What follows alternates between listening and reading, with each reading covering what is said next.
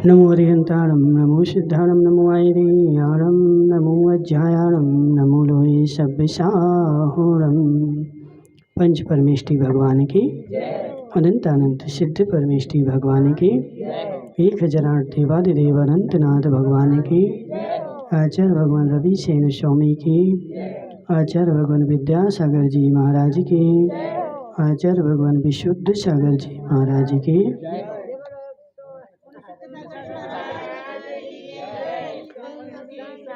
यहाँ पे अपना परम पुराण चल रहा है और जिसमें विषय चल रहा था कि रावण को बहुरूप विद्या सिद्ध हो गई थी और उसके बाद उनकी जो रानियां वगैरह थी वो सब रो करके आ गई कि हे स्वामी, तुम्हारे रहते हुए उस छोटे से बालक अंगद ने हमारे लिए खूब परेशान किया है, हमारे ऊपर खूब उपद्रव किए हैं। तो रावण उनसे जो था क्रोधी हो गया था और क्रोध में आकर के उसने सबको मारने की ठान ली थी कि अब जो है एक भी मेरे द्वारा बचने वाला नहीं है। जान पड़ता है किसी ऐसा अवश्य भावी कर्म की यह दशा है अथवा परम स्नेह और साथी से बलवान मोह का यह परिणाम है। मैंने पहले अनेक मुनियों के सन्निधान में वंदनीय श्री अनंत वीरे केवली के पाद मूल में यह व्रत लिया था कि जो स्त्री मुझे नहीं पड़ेगी मैं उसके साथ रमण नहीं करूँगा, भले ही वह उर्वशी रंभा कोई मनोहारिणी स्त्री क्यों ना हो। रावण अपनी सारा वैभव लेकर के सीता को समझाने गया था कि सीता हमारा वैभव देख ले और देख करके हमारे ऊपर मोहित हो जाए, लेकिन सीता ने तो उसके वैभव को तुच्छ बोल दिया। तुम्हारा वैभव जो है कैसा है, सड़े हुए तिनके के सदृश है। हमारी दृष्टि में तुम्हारे वैभव का कीमत मात्र छोड़े हुए मल ही है। रावण से ऐसा बोल दिया। अब रावण क्या सोच रहा है कि मैंने अनंत वीरे के पाद मूल में एक नियम लिया था। कौन सा नियम लिया था? जो स्त्री मुझे नहीं चाहेगी, चाहे वह रंभा हो उर्वशी हो कोई भी हो, लेकिन मैं उसके साथ जबरदस्ती नहीं करूँगा, इसलिए मैं अपने नियम से बंधा हुआ। उसने अपना नियम नहीं तोड़ा। और अपन होते तो क्या करते बता? अरे परिस्थिति हो गई ना ऐसी, क्या करें। अपन लोग नियम जो पालते हैं तो कितना पालते, परिस्थिति वैसे जब अनुकूल परिस्थिति है तो नियम है और प्रतिकूल है तो तोड़ दिया, छुट्टी खत्म, बस हो गया, इतने दिन का था। लेकिन नहीं, रावण ने अपना नियम नहीं तोड़ा। कैसी भी परिस्थिति विपरीत हो लेकिन मैं अपने नियम को पालन करूंगा। हे जगत की सर्वोत्तम सुंदरी, इस सत्य व्रत का पालन करता हुआ मैं तुम्हारे प्रसाद की प्रतीक्षा कर रहा हूँ और बलपूर्वक मैंने तुम्हारा रमण नहीं किया। हे वैदेही, अब मेरी भुजाओं से प्रेरित बाणों से तुम्हारा आलंबन जो राम था सो छिन्न होने वाला है। अब सीता को डरा रहा है कि तुम जिसकी प्रतीक्षा कर रही हो वह राम अब हमारी भुजाओं से निकले हुए बाण के द्वारा छिदने वाला है। अब ज़्यादा समय राम जीवित रहने वाला नहीं है, इसलिए पुष्पक विमान में आरूढ़ हो और अपनी इच्छा अनुसार जगत में विहार करो। इसलिए तुम अपना खुशी चाहते हो तो हमारे पुष्पक विमान में बैठ जाओ। और वो पुष्पक विमान ऐसा है कि बिना डीजल पेट्रोल के चलता है। हमारे विमान में डीजल खत्म हो जाता है, लेकिन रावण का जो पुष्पक विमान था वो विद्यामय था। ठीक है, वो आकाश में उड़ता था और सारे आकाश में उड़ करके सारे संसार में जहाँ जाना है वहाँ चले जाओ। उसमें ना कोई पेट्रोल डालना है, ना ड्राइवर चाहिए, ना टायर पंचर, ना कुछ भी नहीं। ठीक है, ऐसे मोटे मोटे लोग भी बैठ जाएं तो भी दिक्कत नहीं, समझ रहे? कितने मोटे कोई भी बैठ जाए लेकिन कोई दिक्कत नहीं, वो सब चलता रहता था, समझ रहे? अब इसको जैसे तुम स्कूटी पे बैठा दो, वो आती ना TVS वाली है, हाँ होंडा की हो तो लोड ले ले, लेकिन वो TVS की पेप आती ना, पेप प्लस वो तो जो है नीचे धस जाए जमीन में। तो ऐसी उसमें समस्या नहीं थी, उसमें तो कितने मोटे हो सब वो चलता था। ठीक है, तो वो बोल रही, रावण बोल रहा सीता से कि तुम हमारे विमान में बैठो और इच्छा अनुसार जहाँ तुम्हें जाना हो, जहाँ क्रीड़ा करना हो जाओ। सुमेरु के शिखर और आकृतिम चैत्यालय, समुद्र, महानदियों को देखती हुई अपने आप को सुखी करो, अपने आप को सुखी करो। क्यों दुखी कर रहे हो? सब जगह घूमो। तदनंतर आंसुओं के भार से जिसका कंठ रुध गया था, ऐसी सीता बड़े कष्ट से आदर पूर्वक हाथ जोड़कर करुण स्वर में रावण से बोली कि हे दशानन, यदि मेरे प्रति तुम्हारी प्रीति है अथवा मुझ पर तुम्हारी प्रसन्नता है तो मेरा यह वचन पूर्ण करने योग्य है। यदि तुम हमें चाहते हो, तुम्हारी हमारे ऊपर प्रीति है, तो तुम मेरा एक वचन पूर्ण कर दो। कौन सा वचन है? युद्ध में राम तुम्हारे सामने आवे तो कुपित होने पर भी तुम मेरा संदेश कहे बिना उन्हें नहीं मारना। सीता को भी थोड़ी सी अंदर में घबराहट हो गई कि इसको विद्या सिद्ध हो गई तो कहीं ऐसा ना हो कि इसके हाथ से मेरे राम का मरण हो जाए। तो रावण से बोल रही है कि मारने के पहले तुम हमारा एक संदेश दे देना। किसको? राम को। क्या देना? उसने कहा कि हे राम, भामंडल की बहन ने तुम्हारे लिए ऐसा संदेश दिया है कि कर्म योग से तुम्हारे विषय की युद्ध में, अन्यथा बात सुन महात्मा राज ऋषि जनक की पुत्री सीता अत्यधिक शोक के भार से आक्रांत होती हुई आंधी से ताड़ित दीपक की शिखा के समान क्षण भर में शोचनीय दशा को प्राप्त हुई है। हे प्रभु, मैंने जो अभी तक प्राण नहीं छोड़े हैं सो आपके समागम की उत्कंठा से ही नहीं छोड़े हैं। बस एक मेरा संदेश राम से बोल देना, जब तुम उनको बाण मारो तो इतना बोल देना कि हे राम, सीता ने आज तक जो प्राण धारण किए हैं और प्राण नहीं छोड़े हैं, तो प्राण उसके शरीर में अटकने का एक ही कारण है, उसके मन में राम के समागम की उत्कंठा है। एक बार राम का समागम हो जाए इसलिए मेरे प्राण बचे हुए हैं, ऐसा संदेश दे देना। इतना कहकर वह मूर्छित होकर के नेत्र बंद करती हुई पृथ्वी पर गिर पड़ी। इतना उसने कहा और मूर्छा खा करके जमीन पर गिर पड़ी, आंखें बंद हो गईं। तदनंतर सीता की वैसी दशा देख कोमल चित्त का धारी रावण परम दुखी हुआ तथा इस प्रकार विचार करने लगा कि अहो, कर्म बंध के कारण इसका यह स्नेह निकाचित स्नेह है। रावण भी पंडित है। कौन सा स्नेह है? निकाचित स्नेह है। निकाचित कर्म होते हैं ना, जो कभी भी छूटते नहीं, किसी भी प्रकार से छूटते नहीं है। जैसे बंधे हैं, जहाँ बंधे हैं उसी प्रकार उतनी ही शक्ति के साथ, उतनी ही स्थिति के साथ उदय में आते हैं। तो यहाँ पे बोल रहा है कि यह स्नेह भी निकाचित है। अजी बच्चा बैठा है, देखा, इसका स्नेह भी निकाचित है।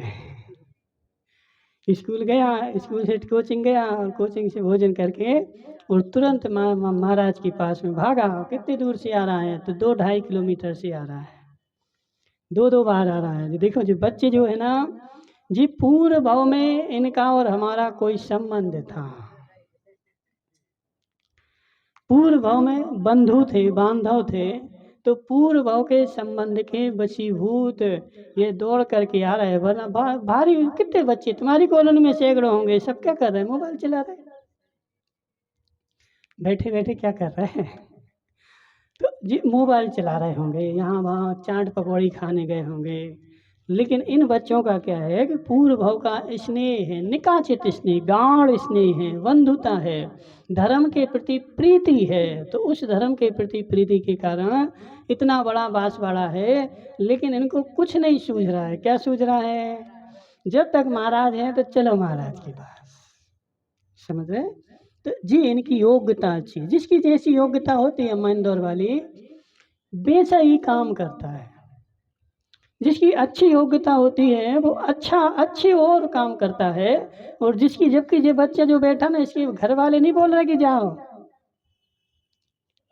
इसके घर वाले तो बोल रहे कि सावरिया सेठ के जाओ, समझ रहे ना। उसके पिताजी तैयार हैं, 500 रुपया ले लो, सावरिया सेठ के दर्शन कर आओ। लेकिन उसको ऐसी ललक लगी कि नहीं, वहाँ नहीं जाना, हमें कहाँ जाना है, तो अपने महाराज के पास जाना है। समझ रहे। तो ये जो है पूर्व भाव के संस्कार हैं। तो इन बच्चों का जो है 3 भाव अच्छे हो गए। कौन कौन से?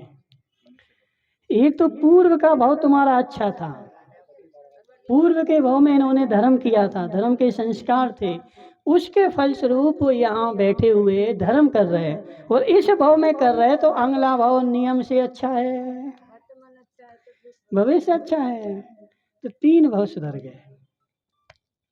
सिद्धम कितने भाव? 3 भाव सुधर गए बच्चों के, समझ रहे। तो ये बोलते हैं निकाचित स्नेह।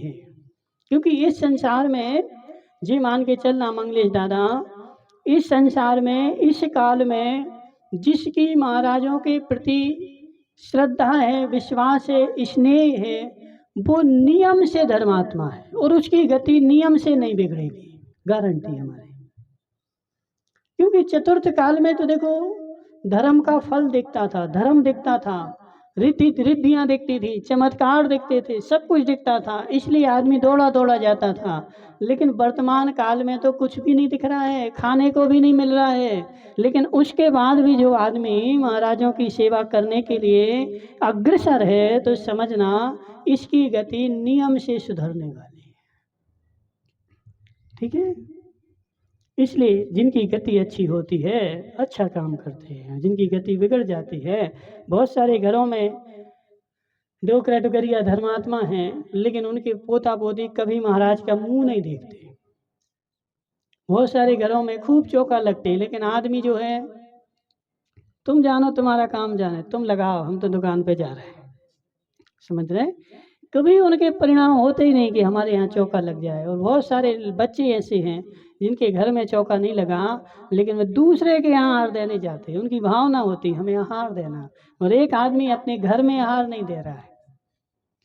अब दोनों की तुलना करो, कौन के परिणाम अच्छे हैं? बोलो मास्टर नियम्मा,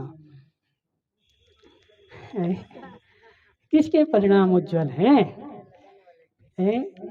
लगाने वाले के नहीं, लगाना तो वो नंबर आ गया ना, इसलिए लगा रहा है। सिद्धार्थ भाई क्यों लगा रहा चौका? क्योंकि उसका नंबर आ गया ना, इसलिए नंबर आया, इसलिए लगाना पड़ रहा है। वो तो लगा दिया उसने, एक निपटा दिया। नहीं, तुम्हारी बात नहीं कर रहे। जिसके यहाँ नंबर चलते हैं वो लगा रहा है, लेकिन उसके घर में भी चौका लगने के बाद भी उसको हार देने के परिणाम नहीं बन रहे। अब क्या बोलोगे? तुम्हारे घर में चौका लगा, तुम्हारे घर में महाराज आए हैं, और वो आदमी बेचारा दुकान खोल के बैठा है। अब बताओ उसके परिणाम कितने निर्मल हैं? उसके ऐसे भाव नहीं बन रहे कि हमारे घर में महाराज आए हैं तो कम से कम घर में तो हम हार दे आए, दूसरे के यहाँ नहीं जाते। लेकिन इतनी परिणति भी नहीं बन रही। अब उसकी कोई विशुद्धि नहीं है। सब सब सब तो एक दूसरा लगा हुआ है। पूर्व के ऐसे क्रूर कर्म उदय में बैठे हुए हैं कि उन क्रूर कर्मों के कारण उसके भाव ही नहीं बनते हैं। जब सम्यक दर्शन होने के लिए भी काल लब्धि बताई है, बोलो अम्मा इंदौर वाली, सम्यक दर्शन प्राप्त होने की काल लब्धि, 3 प्रकार की काल लब्धियां बताई हैं। नहीं पता? अरे उसमें दूसरे नंबर की लब्धि है कि जीव की जब कषाय ना उत्कृष्ट उदय में होती है, ना जघन्य जगह उदय में होती है, जब मध्यम कषाय उदय में आती है, तब जाकर के सम्यक दर्शन होता है। ठीक है। तो ऐसे देव जीव की देव शास्त्र गुरु की सेवा करने का जो परिणाम होता है, जब तीव्र कषाय उदय में हो तो भाव ही नहीं बनते, परिणाम ही नहीं बनेंगे। तुम्हारे घर में ही महाराज आ जाए लेकिन परिणाम नहीं बनेंगे। क्यों? क्योंकि उत्कृष्ट कषाय तुम्हारी उदय में चल रही है। वो काम करना अलग चीज है, एक क्रिया कषाय के उदय में भी हो जाती है। क्रिया आदमी कर रहा है तो क्रिया करते हुए जी मतलब नहीं कि उसकी कषाय चली गई। हाँ, क्रिया करते हुए कसाय चली गई, ऐसा कोई नियम नहीं है। क्रिया करते हुए भी तीव्र कसाय हो सकती है, तो क्रिया हो जाएगी लेकिन अपनी कसाय किंचित मात्र भी कम नहीं होगी। क्यों? क्योंकि क्रिया करते हुए भी वो अपना अहंकार चाहता है। ठीक है, बहुत सारी चीजें हैं, समझाएंगे कभी भविष्य में मौका मिलेगा तो। ठीक है, तो कहने का आशय क्या चल रहा है यहाँ पे कि रावण ने सीता को बोला, तो सीता ने क्या बोल दिया राम से कि हे रावण, तुम जब राम को बाण मारो तो इतना बोल देना कि सीता के प्राण जो हैं वो तुम्हारे स्नेह के कारण सदे हुए और इतना खा करके मूर्छित हो गए। और जैसे ही मूर्छित हुई तो रावण पंडित ही था, महापंडित था, तो उसने क्या बोला, इसके निकाचित स्नेह है, यह स्नेह छूटने वाला नहीं है, इस भाव का नहीं है, भाव भाव का है। ये बोल रहे थे ना कल, कोई 7 जन्म तक साथ में रहेंगे। कौन बोल रहा था? कौन बोल रहा था? हाँ, सूर्य जी वो 7 जन्म तक साथ में रहेंगे। तो ये संस्कार तुम्हारी आत्मा के ऊपर पड़ते जाते हैं, समझ रहे? अपन ऐसे ऐसे भाव में बार बार भावना बातें 7 जन्म तक साथ में रहें, 7 जन्म तक साथ में रहें, तो वो संस्कार तुम्हारी आत्मा के ऊपर पड़ जाएंगे। लेकिन वो अगले भाव में तुम्हें मिलेगी तभी जब तुम्हारे पास पुण्य होगा। यदि अगले भाव में तुम्हारे पुण्य का उदय रहा तो वो तुम्हें फिर से मिल जाए, पाप का उदय रहा तो नहीं मिलेगी। ठीक है, बिछड़ जाओगे, तुम कहीं रहोगे वो कहीं रहेगी। और यदि पुण्य का उदय रहा तो फिर से मिल जाओगे। ठीक है अम्मा, तो इसलिए पुण्य करवा दी, डोकरा के साथ चाहती हूँ तो,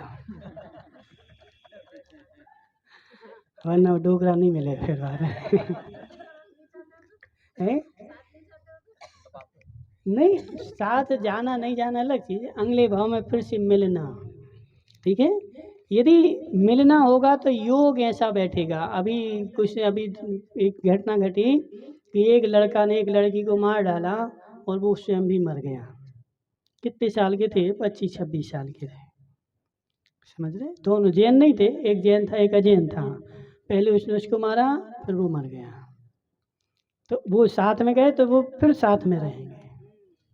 ठीक है, एक दूसरे की भावना के साथ में गए ना, ऐसा प्रसंग बना है। कोई भी बाहर का कुछ भी कारण हो, अब चाहे वो नरक में जाए, जतरेंज में जाए, कहीं भी जाए, वो एक तीव्र भावना लेकर के गए तो फिर से उनका वहाँ मिलन हो जाएगा। ठीक है, तो इसलिए अम्मा तुम घबराओ नहीं, तुम्हारा भी मिलन होगा फिर से। ठीक है, अगले भाव में हो सकता है, कोई दिक्कत है? क्योंकि देवों में आयु कितनी असंख्यात वर्षों की है, 1-2 वर्ष की थोड़ी है। देवों की आयु कितनी है? हाँ, असंख्यात वर्षों की है। तो तुम 10-20 साल बाद भी जाओगी तो तुम्हारा देवता मिल जाएगा तुम्हें। ठीक है, तो रावण क्या बोल रहा है, कभी छूटने वाला नहीं है, जान पड़ता है इनका संसार रूपी गर्त में रहते कभी अवसान नहीं होगा। इनका कभी अवसान नहीं होगा, मतलब वियोग नहीं होगा। मुझे बार बार धिक्कार है, मैंने यह निंदनीय कार्य किया जो परस्पर प्रेम से युक्त इस मिथुन का बिछोड़ कराया। अब रावण जो है अपने आप को धिक्कार बोल रहा है। सीता को लाया, लेकिन ज्ञानी जीव है, सम्यक दृष्टि जीव है, अपने दोष को स्वीकार करता है। मिथ्या दृष्टि जीव अपने दोष को दूसरे के ऊपर मढ़ता है। इतना अंतर है। ठीक है, सम्यक दृष्टि ज्ञानी जीव मैंने दोष किया है तो अपने दोष को स्वीकार कर लेगा, हमसे गलती हो गई।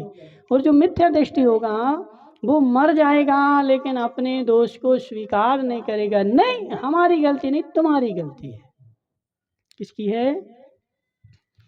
बोलो, तुम्हारी गलती, हमारी कोई गलती नहीं, हमने तो सब अच्छा किया, मात्र तुम्हारी ही गलती है। और सम्यक दृष्टि जीव जो होता है वो स्वयं की गलती को स्वीकार करता है। तो रावण को सम्यक दर्शन था, इसलिए उसने अपने दोष को स्वीकार कर। मुझे धिक्कार है, मैंने राम और सीता के मिलन को अलग करा, इनको बिछड़ाया, मुझे धिक्कार है। काम कर लिया, कोई दिक्कत नहीं, लेकिन काम करके स्वीकार भी तो किया है। और हम क्या करते? स्वीकार ही नहीं करते। करते क्या? स्वीकार नहीं करते। स्वीकार नहीं कर रहे, इसका मतलब है तीव्र कसाय चल रही है। प्रभाव कम हो जाता है, कषाय मंद होती है। दोष का स्वीकार मंद कषाय में ही होता है। तीव्र कषाय में जीव अपने दोष का स्वीकार ही नहीं करता। दोष करना तो बंद ठीक है, उसको स्वीकार ही नहीं करेगा कि हमारी गलती है। ठीक है, तो इसलिए उसने क्या बोल रहा है, मैं अत्यंत पापी हूँ, बिना प्रयोजन मैंने साधारण मनुष्य के समान सत्पुरुषों से अत्यंत निंदनीय अपयश रूपी मल को प्राप्त किया। मुझ दुष्ट ने कमल के समान शुद्ध विशाल कुल को मलिन किया। मैं दुष्ट हूँ, मैंने अपने कुल को मलिन किया, अपने कुल के ऊपर दाग लगा दिया। दुखों की भूमि की उत्पत्ति की। ऐसी है स्त्री को धिक्कार है। सामान्य रूप से स्त्री मात्र नागराज के फण पर स्थित मणि की कांति के समान मोह उत्पन्न करने वाली है। अब स्त्री मात्र को बोला, स्त्री मात्र को धिक्कार है। क्यों है स्त्री मात्र को धिक्कार? क्योंकि स्त्री कैसी है, तो सांप के फण पर रखी हुई मणि के सदृश है। जो लुहावनी तो लगती है, दूर से देखोगे अच्छी लगती है, लेकिन कैसी है, तो मोह उत्पन्न करने वाली है और दुर्गति को देने वाली है। मंगलेश दादा, तुमने शादी करी, फंस गए। यदि शादी नहीं करी होती तो कैसी होती बताओ? स्वतंत्र होते, जी बाल बच्चे नहीं होते, 2-4 बाल बच्चे हैं, दुकान है, फंसा है बेचारा के पिंजरे में, कैद हो गया, अब भाग भी नहीं सकता। समझ रहे, कहाँ भागे? तो अब स्त्री को लेके आया, निभाओ, बैठो बेचारे, कब तक निभाओ? जब तक सारे दांत ना झड़ जाए, जब तक मुंह में दांत हैं निभाओ, दांत झड़ जाएंगे अपने आप, खत्म। ठीक है, ये नदी के समान कुटिल है, भयंकर है, धर्म अर्थ को नष्ट करने वाली है, समस्त अशुभों की खानी है। तो स्त्रियों को दोष दे रहा है। स्त्री कैसी है? समस्त अशुभ कर्मों की खानी है। यह सत्पुरुषों के द्वारा प्रयत्न पूर्वक छोड़ने योग्य है। जो सत्पुरुष हैं वो स्त्रियों को प्रयत्न पूर्वक छोड़ दें। कौन बोल रहा है? रावण बोल रहा है। किससे बोल रहा है? स्वयं से बोलो, किसी दूसरे को नहीं समझा रहा है, अपने आप को समझा रहा है कि यह स्त्रियां ऐसी हैं। जो सीता पहले मनोहर थी कि देखने पर मानो अमृत से मुझे सींचती थी और समस्त देवियों से भी अधिक प्रिय जान पड़ती थी, आज वही पराशक्त हृदय होने से विष कुंभ कलशी के समान मुझे अत्यंत उद्वेग उत्पन्न कर रही है। कल सीता हमें अच्छी लग रही थी, हम उठा के लाए थे, और आज कैसी लग रही है, तो आज विष से भरे हुए कलश के सदृश लग रही है। क्योंकि सारे उपाय कर लिए उसने, रावण को स्वीकार ही नहीं कर रही है, और इसका नियम है तो अब जो मिलने वाली तो है नहीं है। और इसके पीछे कितना हिंसा हो रही, ना सीता को लाता, ना युद्ध होता, ना राम आते, कुछ भी नहीं होता, सब शांति से रह रहे थे। तो इस स्त्री के कारण यह अब हमें कैसी लग रही है, तो विष कुंभ के सदृश लग रही है। नहीं चाहने पर भी जो पहले मेरे मन को अशून्य करती थी, अर्थात जो मुझे नहीं चाहती थी, फिर भी मैं मन में निरंतर उसका ध्यान करता था, वही आज जीर्ण तृण के समान अनादर को प्राप्त हो गई है। अन्य पुरुष में जिसका चित्त लग रहा है, ऐसी यह सीता यदि मुझे चाहती भी है तो सद्भाव से रहित इससे मुझे क्या प्रीति हो सकती है। जिस समय मेरा विद्वान भाई विभीषण मेरे अनुकूल था, अब सारी अपने बोल रहा है कि एक समय था जब विभीषण मेरे अनुकूल था, मेरी बात मानता था, उसने हित का उपदेश मुझे दिया था। उस समय ये दुष्ट मन इस प्रकार शांति को प्राप्त क्यों नहीं हुआ? आज जो मुझे समझ में आई है, जब विभीषण ने मुझे समझाया था उस समय मुझे समझ में क्यों नहीं आया। उस समय तो मैं अपनी मनमानी कर रहा था और किंचित मात्र भी मैंने विभीषण की बात नहीं सुनी। उसके उपदेश से प्रमाद के वशीभूत तो उल्टा विकार को प्राप्ति हुआ, सो ठीक ही है, क्योंकि प्राय कर पुण्यात्मा पुरुषों का ही मन वश में रहता है।